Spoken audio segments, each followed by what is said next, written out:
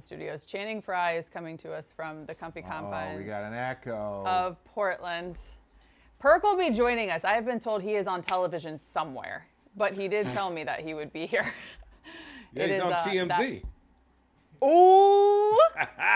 And he wanted to address that. I actually saw Ace English in the chat too say Perk was out of line maybe for his presence at his AAU tournament. But nonetheless, Perk will be addressing that when he arrives. I'm excited to see all you. I feel like it's been forever. Has it been forever? No? Who? Before we dive in, the three of us? Rich, I also wondered if... We'll talk about that in the commercial break. All right, let's dive in. Thanks, Christian. It is out of my ear. Welcome back to Road Trippin'. It's presented by Fanatic Sportsbook. Go download the Fanatic Sportsbook app right now and use code Road Trippin' to keep up with all the cool stuff that our crew and Fanatics have cooking up together as we get this show on the road. And we begin with the Western Conference Finals. Western Conference Finals. Let's go. Let's talk about it. Oklahoma City Thunder. Speak for yourself. Wake up. How do you feel? Scale of 1 to 10. I'm awake. Let's go. How was Cleveland? How did Cleveland treat you? Cleveland's amazing. I like the people in Cleveland. They're so nice. It was weird to see all the Knicks fans. It wasn't. Let me shout out the Cleveland people. It wasn't as bad as what was going on in Philly, right? Where it looked like it was a home Knicks game. But shout out the Knicks fans. They were intense. But I will say this: Cleveland, their crowd is so intense and they're so good. You just gotta give them something to cheer for. That's all. You did say that all over the broadcast. Yeah, I'm like Legler hit me and he was like, "It's really loud in here." And I'm like, "Yeah, imagine if they were killing." I was like, "This place is dope," but it was good times. You've done the Sword. Deli was there. Did Deli really come from down under? No. Did he come all the way from Australia? Wait. Everybody, let me help my boy Deli out, right? What Let me help my boy Deli out. I love Deli. It was so good to see Deli. Saw his little boy. Yeah. Got to meet his little boy. Saw his parents again. And I'm like, "Oh, Deli, what's going on?" Because I knew he was playing in Australia. So he's like, "Oh, nah, mate. I'm based here." And he's based in San Francisco. So he's based in San Francisco. So he'll go and play. Look, he got that $40 million The internet contract. was lying to us. Yeah. So it's like he will go play in Australia. But then because of St. Mary's, because where his school is, he helps them out. So he'll go do the basketball season, and then he comes back, and he's based here in America. So Deli did not fly from Australia. Deli Just to do the Sword? Yeah, Deli did not fly around the world to pull out a sword. That's not it. That's actually so funny. Yeah. Oh, shout out to Deli. It was good to see him. Channing, because we are going to dive into the Cavs-Knicks after the break. But do you want to give us a little snippet on your thoughts on that series? Without going too in-depth? Do you have the capability? Kind of no. Kind of no. I just think it's not. Here's a question I'll ask. How about this? I'll ask your question with my question. Who is their culture guy? Who's the Cavs culture guy? And they don't have one. And no offense, and I'm not saying this offensively. I'm saying this as what I've seen over the years. James Harden is not a culture guy. Donovan Mitchell, Jared Allen, Evan Mobley, maybe Max Strus. Those aren't culture guys. They need somebody that's going to bring them together, and either they got to move on from certain guys. Like, thank you so much for your time. I don't know who that is. But they need to bring in guys that are about the Cavs and less about their individual stuff. So that's just me. That's a good little teaser because we're going to dive heavily into that conversation after the break. But as I mentioned, do you have a thought? I liked how you talked about the fans, but I can give you. Wait. Are we moving on, or you want more thoughts? Give us a teaser. No. They were in the conference finals. They played poorly. They were up 22. They're up 22 in game one. They had 14 games they had to play against the conference finals. They played against the hottest team in the NBA, and they got cooked, right? That's part of it. But it's like, I also want to keep some space here if they still got to the conference finals. That wasn't the goal. They want to improve. But it's like, we don't blow it up. We don't throw everybody away. We don't trade everybody. Knicks went to the conference finals last year. They built on that. They're on their way to the NBA finals this year. So I just want everybody to stay somewhat calm. Ace English, no, we're not taking a break already. I'm just giving you a little teaser that there's going to be more to There's talk always about time after the for a break. break. Is that Lauren? Hi, Yeah. Lauren. They Lolo. said what's up, Lauren. She said hi. Hi. Coolest person in the Fry family. All right, let's dive into the Western Conference Finals. As I had mentioned, the Oklahoma City Thunder are 1 away from a return trip to the NBA Finals after beating the San Antonio Spurs 127-114 on Tuesday night. SGA had 32, J-Dub, AJ Mitchell both out. Jared McCain got his first playoff start. He was fire, scored 20 points. Chet, 16 and 11. Isaiah Hartenstein added 12 and 15. Oklahoma City scored 40 points in the second quarter to take control and kept the lead the rest of the way. How are you guys breaking down this series as they now have a, 3-2 lead? Heading back to San Antonio for Game 6. Go ahead, Channing. Get him. Oh, here we go. Where do you want to start? You want me to start about the Spurs or you want me to start about OKC? This is our show. You go wherever you want, player. Go wherever All you right, want. here's what I'll say. OKC, whether you don't like the foul baiting or whatever that is, I don't care. I think this is some of the best basketball I have watched in a long, long time. You have a guy, Jared McCain, who was in the G League 40 games ago, who's starting in the Western Conference Finals, balling, being aggressive, being engaged, and also not being a dud defensively because they were trying to go at him early.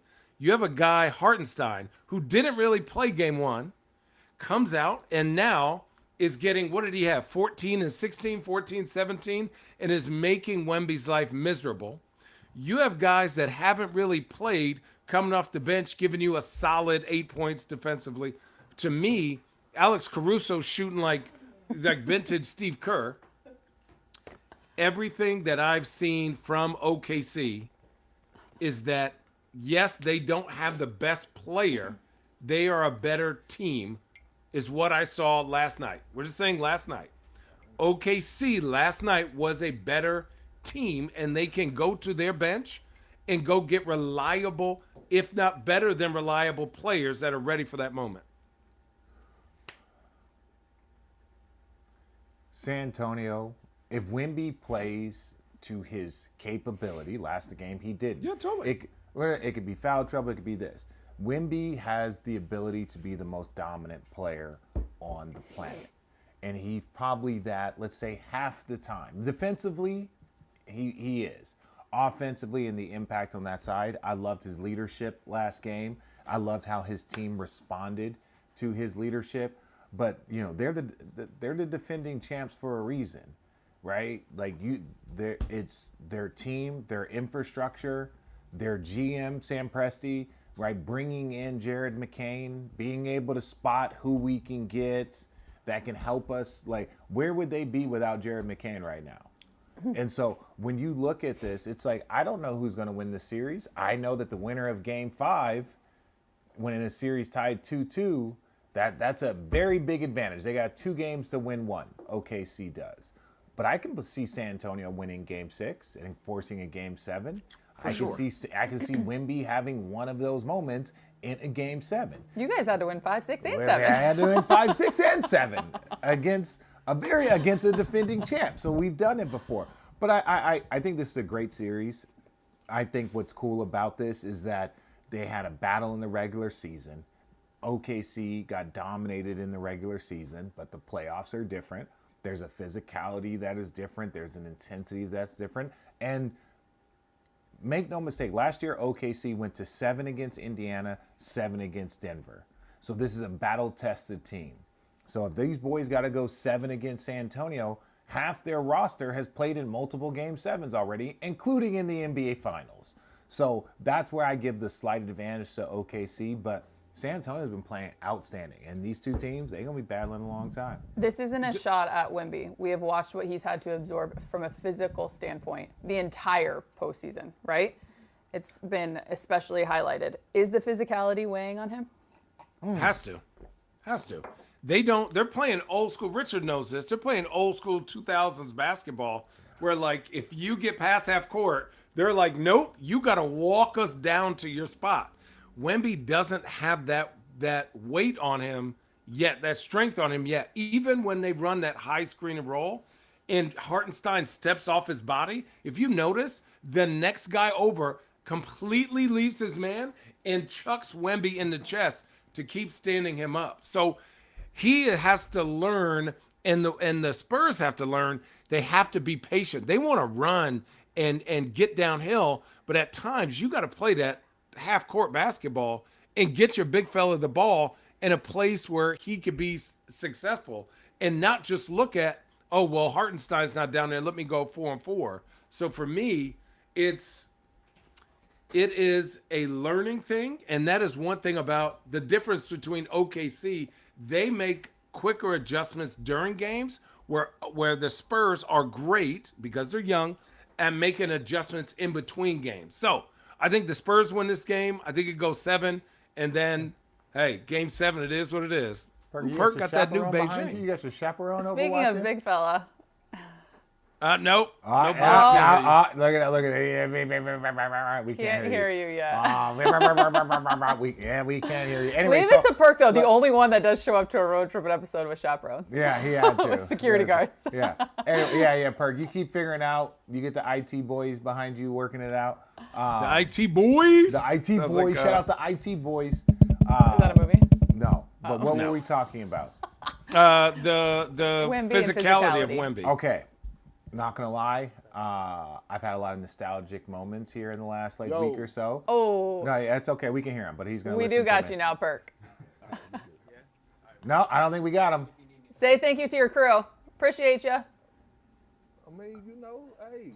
We gotta turn him up. We gotta turn him up. We gotta turn him up now. Sadly. We need that voice from the AAU game. Yeah. Oh God. Let's let Rich finish his thought, and then we're gonna dive into that, Perk, with you. Channing. And Perk, because he played with a bunch of goons. It was fun to watch that 2006. We were beating the crap out of Steph. We were beating the crap out of him. Oh. Cutting through the lane. Like, that was part of the reason why he threw his mouthpiece, because we were beating the crap out of Steph. Right? That's the only thing that you could do. You right? have to. That's the only thing. And Steph knows it. This is one of the reasons why Steph is one of my... He knows that the only thing that we can do to stop him is beat him up. That's also why Steph got stronger, right? There's also why the way they played defense was to try and keep Steph out, because that's where's our job. Steph is also 6'3", and we were beating the shit out of him. And this dude still went out and did it, right? Mm-hmm. He's going against bigger. Wemby, he's getting the crap beat out of him. Yep. That's what it takes. Kobe Bryant gets the crap beat out of him. Look what they were doing to Pau Gasol. No, Shaquille O'Neal would get the crap beat out of him. And like I'm saying, like that, it's a part of the formula in the postseason is to be ultra physical with the other team's best players. Like it or not, I'm not here to tell you is it right or wrong. I'm here to tell you the reality. Michael Jordan, literally, they did a six episode documentary of the Detroit Pistons beating the shit out of Michael Jordan. Beating the actual shit out of him. And what did they do? He went in the gym. He had to get stronger. This is basketball history, people. You get into the postseason, ultra physicality. That is what it is. That's a part of it. You have to be successful through it. So is Wemby getting the crap beat out of him? We know this. LeBron didn't like to post up in the regular season. He'd like to wait and post up until the postseason. Why? Because he didn't want to get the shit beat out of him posting up until it mattered. Until it was like, all right, I'll take this beating now. Let's go. Give me these free throws. Let me go be big and strong. So this is a part of it. This is a part of it that your best player has to have the physicality, the endurance, and the stamina. Are they going to beat the shit out of Wemby? Yes. Is that what it means to be the best player in the world? Is that what it means to be the best? Now, that's the problem with Shea. He's so dominant, and then when they try and beat him up, he knows how to draw 18 free throws. He knows how to do it.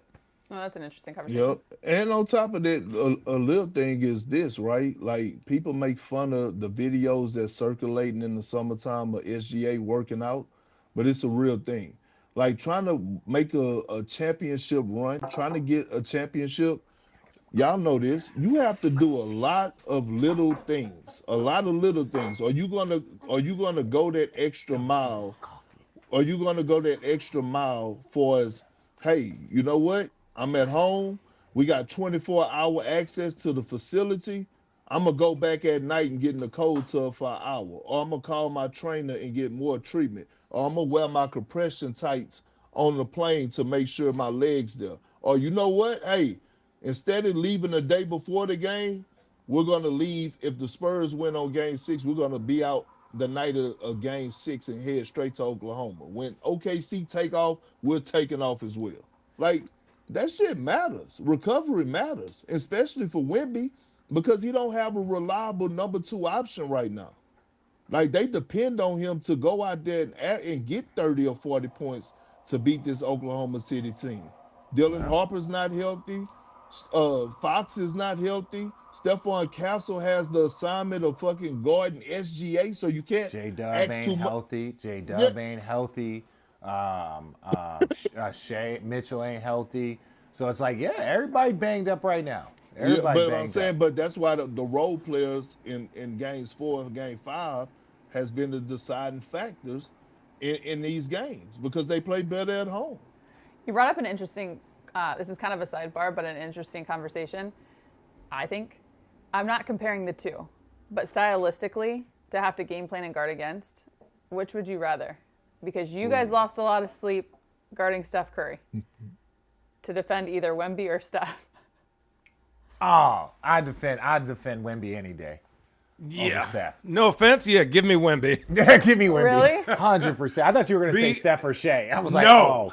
Bro, I couldn't even get on the court when Steph is out there. Man, I was watching that shit Yeah, last Steph night. different. Steph different, man. Yeah. And that's not to.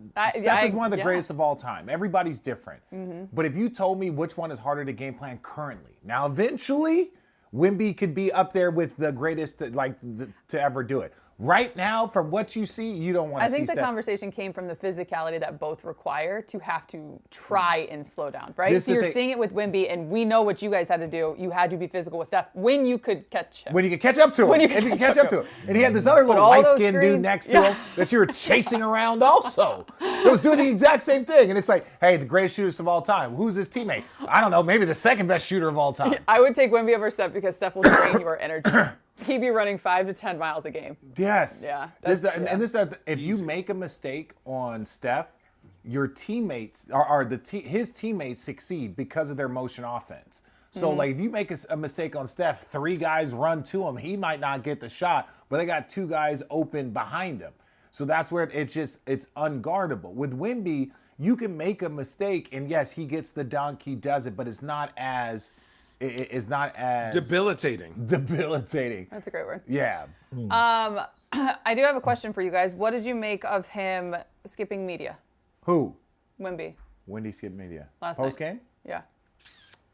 I don't have a problem with it. Usually I would. It's not my favorite, but I think at the end of the day, he's getting. I'm just assuming he's getting very tired, and it's like I need to take care of my body because I'm getting fucked up all game long. You're saying No. no. No? Get him, no, Perk. Shannon. Get him, Perk. No, bro.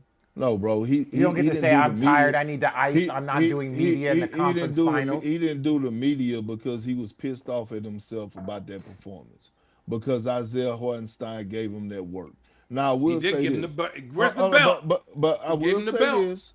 The reason that I give Wemby a pass is because whether good, bad, or ugly, over this entire season and postseason, he has made himself available. So at one point, you get a pay. I took it as a great thing. Like Wemby not showing up for media, I was like, oh shit, we about to see something special in game 6. He pissed off. So I took it as a great thing. Like, okay, cool. I'm dialed in. Yeah, well, this is my thing. People don't understand the pressure, the emotional, the physical, and the mental, right? It builds every game in the postseason. There's 82 game players, and then there's 16 win players. There's 2 different types of guys, right? And Wemby, he's getting all the attention. The San Antonio Spurs do the least amount of like outward media, very similar to OKC. They're very like closed off. And I will always give a player a pass. But you also have to understand this is a hall pass. This is not a every time I have a bad game or this, I hide from the accountability of the visibility, right? And that the accountability of the visibility. I had a poor game. I'm going to sit here. right? You look at Donovan Mitchell and those boys when they blew a 22-point lead, they had to sit there in front of the New York media and tell all the world. That's the mental up and down roller coaster. That's a part of the journey to go win a championship. Can you sit there after blowing a game, after having a terrible performance, and get that attention, handle it like a man, right? And then move forward. And so I'll give Wemby the pass, right? I'll give him a pass. But that's not something that as a leader, anybody would want to see consistently, because it's part of our requirement to go perform, show up, answer questions, go home and process. When we skip out on that, you can do it as a message. Oh, Wemby's pissed. I like Wemby's pissed. Oh shit. Him didn't show up to media. He's a different type of locked in. Because the media is going to get you. Shoot around, post it. They're going to find you. You can't not speak to media forever. In that moment, if his emotions were too high, I respect Wemby. He can go take a moment. I will not kill him. But ultimately, you also see that is a part of the mental, this is the first time I've had to go do this journey moment. Yeah. What makes OKC so good when leading, when holding on to leads? They've got a 95% win rate heading into the fourth with a lead. They can stop runs by getting to the free throw line. What? Defensively, they're locked in. Okay. They can make adjustments better than any other team on the fly.